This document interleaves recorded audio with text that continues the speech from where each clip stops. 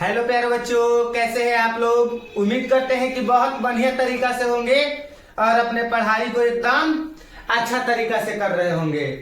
आज के क्लास में हम आप लोगों को एक इंफॉर्मेशन दे रहे हैं कि हम लोगों का ऑफलाइन क्लास भी 20 दिसंबर से ऑफलाइन क्लास भी स्टार्ट होने वाला है, जो कि एकदम कम फी में और बेहतरीन तरीका से कराया जाएगा, है कि नहीं। उसके बारे में भी आप लोगों को बताया जाएगा, ठीक है। आप लोग ध्यान में रखिएगा, ऑफलाइन क्लास में आप लोग एकदम बेहतरीन तरीका से पढ़ाया जाएगा, ठीक है बाबू। चलिए, और आज के क्लास जो है हम लोग साइंस का पेपर नंबर 4 करने वाले हैं। इसके पहले पेपर नंबर 1 भी करा दिए हैं, पेपर नंबर 2 भी करा दिए हैं और पेपर नंबर 3 भी करा दिए हैं। आप लोग अगर नहीं देखे हैं तो प्ले लिस्ट में जाइए और प्ले लिस्ट में वहां पर वीडियो है और प्ले लिस्ट से वीडियो निकालिए और निकाल के पेपर नंबर 1 और पेपर नंबर 2 और पेपर नंबर 3 को करिए। आज के क्लास हम स्टार्ट करते हैं, ठीक है। सबसे पहला नंबर सवाल आप लोग देखिए, कवक में पोषण की कौन सी विधि होती है। कवक में पोषण की कौन सी विधि होती है, जो कि काफी इंपॉर्टेंट और महत्वपूर्ण प्रश्न है बाबू, ठीक है। तो कवक में पोषण की मृत जीवी विधि होती है। कौन सी विधि होती है बाबू? मृत जीवी होती है। कौन सी होती है? मृत जीवी होती है, ठीक है।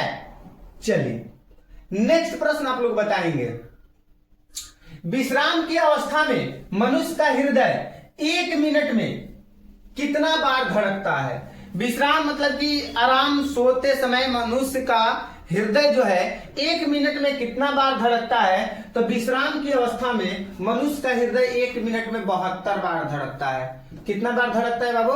72 बार धड़कता है। आप लोग याद रखेंगे, कितना बार धड़कता है? 72 बार धड़कता है। यानी विश्राम की अवस्था में मनुष्य का हृदय 1 मिनट में 72 बार धड़कता है, ठीक है। चलिए, उसके बाद में हम लोग आगे बढ़ने का प्रयास करते हैं। ध्यान दीजिएगा, अमीबा अपना भोजन किसके द्वारा पकड़ता है। जो अमीबा है वो अमीबा अपना भोजन किसके द्वारा पकड़ता है, आप लोग बताइएगा कमेंट करके। तो जो बाबू अमीबा है ना, वो अपन भोजन कुटपाद के द्वारा पकड़ता है। किसके द्वारा पकड़ता है? कुटपाद के द्वारा पकड़ता है। आप लोग याद रखेंगे, ठीक है। आगे देखने का प्रयास कर रहे हैं, देखिएगा, खुला परिसंचरण तंत्र पाया जाता है। मतलब कि खुला परिसंचरण तंत्र किन में पाया जाता है। काफी इंपॉर्टेंट प्रश्न है और बार बार पूछता भी है एग्जाम में। आप 2025 में एग्जाम देने के लिए जा रहे हैं तो इस सब प्रश्न को एकदम बढ़िया तरीका से याद रखिएगा। मतलब कि खुला परिसंचरण तंत्र किस में पाया जाता है। तो आप लोग याद रखिएगा, खुला परिसंचरण तंत्र कॉकरोच में पाया जाता है। किन में पाया जाता है बाबू? खुला परिसंचरण तंत्र कॉकरोच में पाया जाता है, ठीक है। चलिए, नेक्स्ट देखिएगा दोस्त क्या कह रहा है। कह रहे श्वसन किस प्रकार की रासायनिक अभिक्रिया है। मतलब कि जो श्वसन है वो किस प्रकार की रासायनिक अभिक्रिया है। आप लोग कमेंट करके बताइए, फटाफट से सारे बच्चे कमेंट करके बताएंगे कि जो श्वसन है वो किस प्रकार का श्वसन रासायनिक अभिक्रिया है। मतलब किस प्रकार का। तो श्वसन ऊष्माक्षेपी रासायनिक अभिक्रिया है। कैसा अभिक्रिया है बाबू? श्वसन जो है ऊष्माक्षेपी रासायनिक अभिक्रिया है। आप लोग याद रखिएगा, ठीक है। चलिए देखिए, नेक्स्ट देखिएगा, नेक्स्ट क्या कह रहा है। मानव गुर्दे का आकार होता है। जो मानव में गुर्दा होता है उसका आकार कैसा होता है। आप लोगों से एग्जाम में पूछेगा कि प्यारे बच्चों बताइए कि मानव के गुर्दा का आकार होता है। तो आप लोग कहिए सर जी, सेम के बीज के आकार। क्या कहिएगा? सेम के बीज के आकार। यानी कि मानव गुर्दा का जो आकार होता है वो सेम के बीज के आकार का होता है। जी बिल्कुल, आप लोग याद रखिएगा, ठीक है बाबू। देखिए आगे प्रश्न क्या कर रहा है, सुनिएगा। मानव मूत्र में यूरिया कितनी प्रतिशत मात्रा होती है बाबू? बिल्कुल, आप लोग कमेंट करके बताइए। तो फटाफट से आप लोग कमेंट करके बताइए, यानी कि मानव के जो मूत्र होता है उस मूत्र में यूरिया कितनी प्रतिशत होती है। तो 2% यूरिया होती है। कितना प्रतिशत यूरिया होती है? 2% होती है। आप लोग याद रखिएगा, है कि नहीं। यूरिया का मात्रा जो होती है वो 2% होती है मानव के मूत्र में, ठीक है बाबू। आप लोग याद रखिएगा। नेक्स्ट देखिए क्या कह रहा है, आप लोग ध्यान दीजिएगा। वाष्पोत्सर्जन कैसी प्रक्रिया है। जो वाष्पोत्सर्जन है वो कैसी प्रक्रिया है। मतलब कि शारीरिक प्रक्रिया है या आपका भौतिक प्रक्रिया है कि रासायनिक प्रक्रिया है कि प्राकृतिक प्रक्रिया है। वाष्पोत्सर्जन आप लोग कमेंट करके बताएंगे फटाफट से। सारे बच्चों को कमेंट पढ़ते हैं, देखते हैं, ठीक है। बताइए, तो वाष्पोत्सर्जन जो है बाबू आपका भौतिक प्रक्रिया हो जाएगा। वाष्पोत्सर्जन कैसी प्रक्रिया हो जाएगा? वाष्पोत्सर्जन आपका भौतिक प्रक्रिया हो जाएगा। ठीक है बाबू, चलिए आगे देखिए नेक्स्ट क्या कह रहा है, देखिएगा बाबू। नेक्स्ट कह रहा है पादप में जाइलम उत्तरदायी है। मतलब पादप जो होता है ना, इसमें संवाहक ऊतक होते हैं, जाइलम भी होते हैं और फ्लोएम भी होते हैं। तो जो जाइलम है ना, वो जल का वहन कराने के लिए मतलब संवाहक ऊतक है। ठीक है, आप लोग याद रखेंगे मेरे दोस्त। नेक्स्ट देखिएगा दोस्त, स्वपोषी पोषण के लिए आवश्यक है। मतलब कि स्वपोषी पोषण के लिए आवश्यक है। क्या क्या स्वपोषी पोषण के लिए आवश्यक है? तो स्वपोषी पोषण के लिए कार्बन डाइऑक्साइड आवश्यक है, तथा जल भी आवश्यक है, क्लोरोफिल भी आवश्यक है, और सूर्य के प्रकाश भी आवश्यक है। तो आप लोग याद रखेंगे बाबू कि स्वपोषी पोषण के लिए उपरोक्त सभी हो जाएगा। क्या हो जाएगा? उपरोक्त सभी आवश्यक है। स्वपोषी पोषण के लिए उपयुक्त सभी आवश्यक है, आप लोग याद रखेंगे। ठीक है, चलिए उसके बाद में देखिए क्या कह रहा है, आप लोग ध्यान देंगे दोस्त।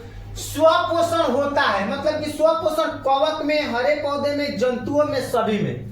मतलब कि स्वपोषण किसमें होता है? स्वपोषण क्या मतलब कि कोई जीव अपना भोजन स्वयं से करे, किसी दूसरे पर निर्भर ना रहे। हम लोग जो है स्वपोषण नहीं है, परपोषण है, परपोषी जीव है हम लोग। कैसे? हम लोग अपना भोजन के लिए पेड़ पौधा पर निर्भर रहते हैं। गेहूं का पौधा, धान के पौधा बड़ा होता है, हम अपने भोजन के लिए उस पर निर्भर रहते हैं। लेकिन जो हरे पेड़ पौधे हैं, ये स्वपोषण होता है। इनमें क्या होता है बाबू? हरे पेड़ पौधे में स्वपोषण होता है, आप लोग याद रखेंगे।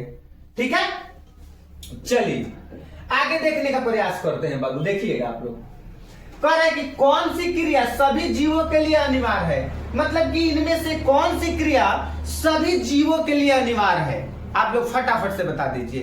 तो इसका आसान बिल्कुल आंसर है। क्या है? प्रकाश संश्लेषण की क्रिया जीवों के लिए आवश्यक है, वाष्पोत्सर्जन की क्रिया आवश्यक है, कि श्वसन की क्रिया आवश्यक है, कि चलन की क्रिया आवश्यक है। तो इसका सही उत्तर हो जाएगा कि सभी जीवों के लिए श्वसन की क्रिया आवश्यक है। जी बाबू, अगर हम लोग सांस नहीं लेंगे तो क्या मतलब हम लोग जीवित रह पाएंगे? नहीं रह पाएंगे। तो इससे ये साबित हो रहा है कि सभी जीवों के लिए श्वसन की क्रिया काफी ज्यादा महत्वपूर्ण है, काफी ज्यादा इंपॉर्टेंट है। तो आप लोग श्वसन की क्रिया को एकदम बिल्कुल से ध्यान में रखिएगा, समझे? चलिए आगे बढ़ने का प्रयास करते हैं। देखिएगा थोड़ा बढ़िया से। कह रहा है कि दही के जमने में निम्नलिखित में कौन सी क्रिया होती है? बता दीजिए, कमेंट कीजिए तो फटाफट से। आप लोग कमेंट करके फटाफट से बता दीजिए। तो दही के जमने में किण्वन क्रिया होती है। कौन सी क्रिया होती है बाबू? दही के जमने में किण्वन क्रिया होती है। दही के जमने में कौन सी क्रिया होती है बाबू? किण्वन क्रिया होती है, आप लोग याद रखेंगे, समझे? चलिए आगे बढ़ने का प्रयास करेंगे, ध्यान दीजिए। मानव आहार नाल की सबसे लंबा भाग, मतलब कि मानव के आहार नाल का सबसे लंबा भाग, नाम तो है छोटी आंत, लेकिन यही हो जाएगा सबसे लंबा भाग। मानव आहार नाल का सबसे लंबा भाग, नाम है छोटी आंत, लेकिन है सबसे लंबा भाग, आप लोग याद रखिएगा। चलिए नेक्स्ट देखेंगे दोस्त। नेक्स्ट देखिएगा, कह रहा है कि मछलियां किस अंग से श्वसन करती है। मतलब कि जो मछली होती है ना, मछली किस अंग से सांस लेती है, यही पूछ रहा है कि मछली जो होती है वो मतलब कि किस अंग से सांस लेती है। तो जो मछली है बाबू, गिल्स से सांस लेती है। गिल्स, गिल्स यहाँ कान के पास में गिल्स होता है, गिल्स, इसी गिल्स से सांस लेती है मछली। ठीक है दोस्त, चलिए आगे बढ़ने का देखिएगा क्या कह रहा है। पौधे हरे होते हैं, मतलब कि पौधे हरे होते हैं, मतलब पौधे जो होते हैं वो क्यों हरे होते हैं? पौधे क्यों हरे होते हैं? तो पौधे जो होते हैं वो क्लोरोफिल के कारण हरे होते हैं। किसके कारण हरे होते हैं? क्लोरोफिल के कारण पौधे हरे होते हैं। आप लोग ध्यान रखिएगा कि जो पौधे होते हैं वो क्लोरोफिल के कारण हरे होते हैं। किसके कारण हरे होते हैं बाबू? क्लोरोफिल के कारण हरे होते हैं। एकदम गार्दा उड़ जाएगा, है कि नहीं? नया सेशन जब स्टार्ट करेंगे ना, जब नया वाला सेशन स्टार्ट करेंगे, एकदम गर्दा गर्दा कर दिया जाएगा, एकदम चैप्टर वाइज एकदम बेहतरीन तरीके से पढ़ाया जाएगा। मैथ एकदम चैप्टर वाइज। आप लोगों को ये भी बताएंगे ना कि किस चैप्टर से कितना अंक का सवाल पूछता है, कितना अंक के ऑब्जेक्टिव पूछता है, कितना अंक के सब्जेक्टिव पूछता है, समझा? सब बताएंगे, मैथ का एकदम A to Z।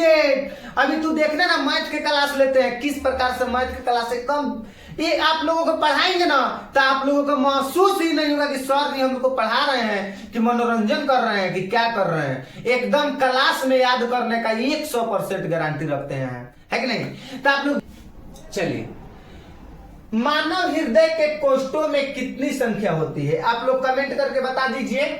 आप लोग कमेंट करके बताइए बाबू कि मानव हृदय के कोष्ठों में कितनी संख्या होती है। तो मानव हृदय के कोष्ठों में 4 संख्या होती है। कितनी संख्या होती है?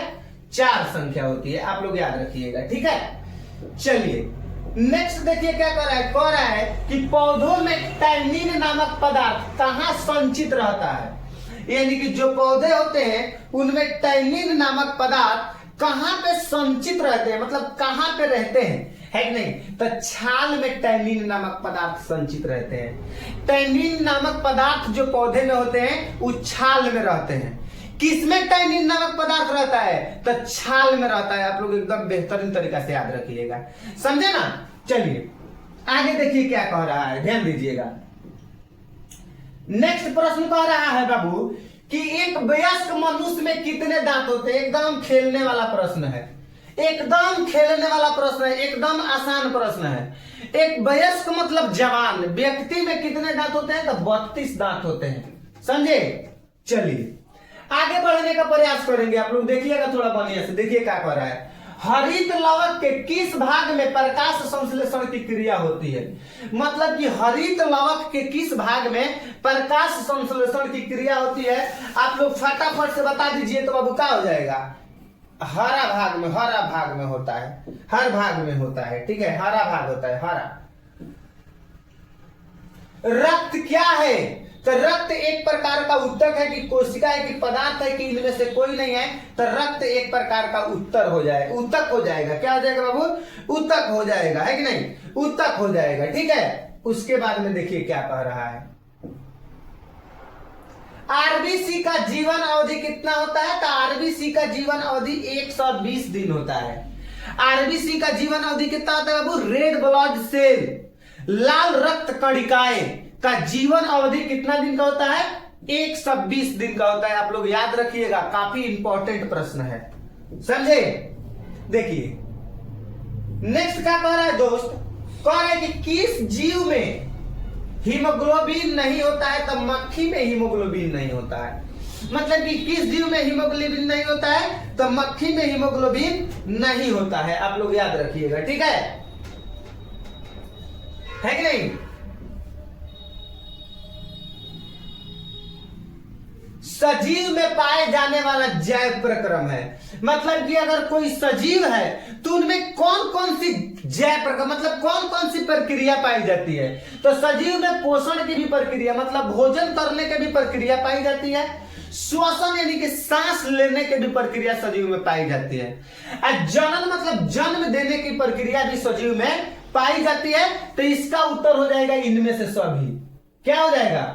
इनमें से सभी हो जाएगा, आप लोग याद रखिएगा। आगे देखिए क्या कह रहे हैं, थोड़ा सा ध्यान दीजिएगा, ठीक है। कह रहे हैं कि क्लोरोफिल वर्णक का रंग होता है। मतलब कि जो क्लोरोफिल वर्णक होता है उसका रंग कैसा होता है। तो आप लोग याद रखिएगा, हरा होता है, ठीक है। पेड़ पौधा जो हरा होता है, माने पेड़ पौधा जो हरा होता है वो क्लोरोफिल वर्णक के कारण ही हरा होता है। क्लोरोफिल वर्णक के कारण ही पेड़ पौधे क्या होते हैं? हरे होते हैं। आप लोग इस चीज को याद रखिएगा। आगे देखिए क्या कह रहा है, कह रहा है कि गोबर छत्ता है, एक मृत जीवी, एक परजीवी, एक स्वपोषी, एक शैवाल। बता दीजिए, कमेंट करके बताइए तो क्या हो जाएगा। बता देंगे दोस्त, कमेंट करके बताइए क्या हो जाएगा, है कि नहीं। तो गोबर छत्ता एक मृत जीवी है। गोबर छत्ता क्या है? एक मृत जीवी है। आगे देखिए क्या कर रहा है, कह रहा है कि लसिका का रंग होता है। बताइए, बता दीजिए तो बाबू, लसिका का रंग कैसा होता है? लसिका का रंग कैसा होता है? तो हल्का पीला होता है। कैसा होता है? हल्का पीला होता है, ठीक है। ये देखिए, मनुष्य के शरीर की सबसे बड़ी ग्रंथि कौन सा है? तो मनुष्य के शरीर के सबसे बड़ी ग्रंथि लीवर है। हाँ, मनुष्य के शरीर की सबसे बड़ी ग्रंथि कौन सा है दोस्त? तो मनुष्य के शरीर की सबसे बड़ी ग्रंथि लीवर है, आप लोग याद रखिएगा, ठीक है। लीवर का वजन कितना है? तो होता है तो 1.5 kg होता है, लगभग 1.5 kg, यानी कि 1.5 kg क्या होता है? लीवर का वेट होता है, समझे? लीवर का वेट कितना होता है? 1.5 kg। लीवर का रंग कैसा होता है? तो है कि नहीं, रेड ब्राउन, भूरा होता है, मान लीजिए क्या होता है? भूरा होता है। इसका वेट कितना होता है? तो 1.5 kg होता है, आप लोग याद रखिएगा। देखिए नेक्स्ट देखिएगा क्या कह रहा है? कह रहा है कि आयोडीन की कमी से कौन सा रोग होता है? मतलब कि आयोडीन की कमी से कौन सा रोग होता है? तो आप लोग याद रखिएगा, आयोडीन की कमी से घेघा रोग होता है। आयोडीन की कमी से कौन सा रोग होता है बाबू? घेघा रोग होता है। आयोडीन की कमी से कौन सा रोग होता है? घेघा रोग होता है, आप लोग याद रखेंगे। नेक्स्ट देखिएगा क्या कह रहा है, आप लोग ध्यान रखिएगा।